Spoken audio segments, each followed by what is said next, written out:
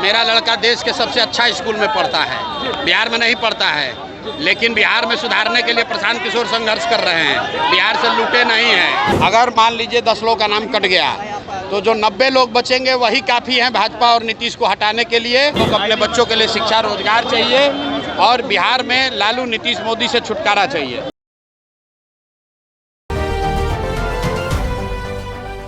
नमस्कार, मैं प्रिया राज, आप देख रहे हैं स्वराज पोस्ट।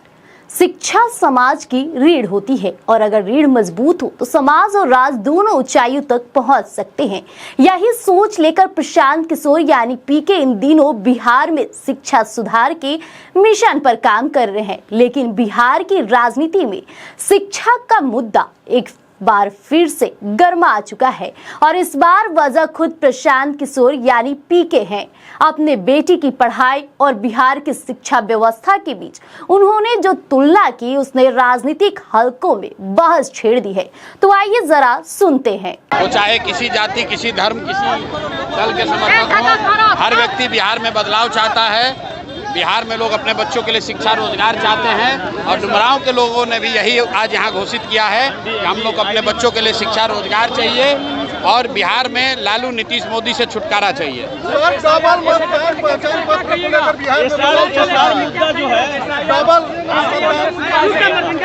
SIR भाजपा के लोग और सत्तारूढ़ दल SIR के जरिए बिहार में जो गरीब लोग हैं, जो प्रवासी बिहारी हैं, जो बाहर रहते हैं, उन लोगों का नाम काटने का षड्यंत्र कर रही है सरकार।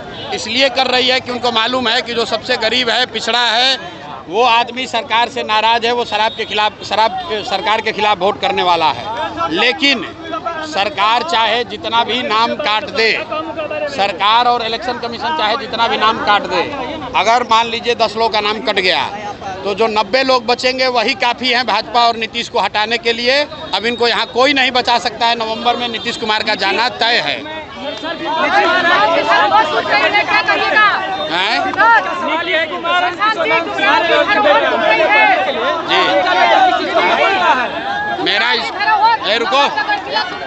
मेरा लड़का देश के सबसे अच्छा स्कूल में पढ़ता है, बिहार में नहीं पढ़ता है, लेकिन बिहार में सुधारने के लिए प्रशांत किशोर संघर्ष कर रहे हैं। बिहार से लूटे नहीं हैं। प्रशांत किशोर यहीं बोड़ा वाला स्कूल से प्रशांत किशोर पढ़े हैं। हमारा बेटा कहाँ पढ़ा है वो छोड़ दीजिए, यहीं सरकारी स्कूल से पढ़कर हम आगे निकले हैं और अपने दम पर यहाँ खड़े हैं, लूट कर नहीं खड़े हैं। प्रशांत जी, आज भगत शर्मा जी क्या कहिएगा? लोग जिसको भी बिहार सुधारने की अपेक्षा है, जो भी बिहार में सुधार चाहता है, वो जनसुराज को जुड़ेगा ही जुड़ेगा। पीके का कहना है कि उनका बेटा इस वक्त देश के बेहतरीन स्कूलों में पढ़ता है और बिहार में नहीं। वजह बिहार की शिक्षा व्यवस्था जो अभी भी देश के औसत से काफी पीछे है। अब पीके का ये बयान विपक्षी दलों के लिए हमला बोलने का एक सुनहरा मौका बन सकता है।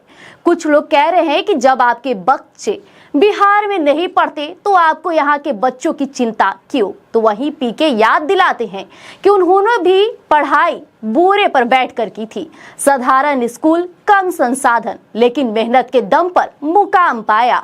अब वे चाहते हैं कि आने वाली पीढ़ी को ये संघर्ष न करना पड़े।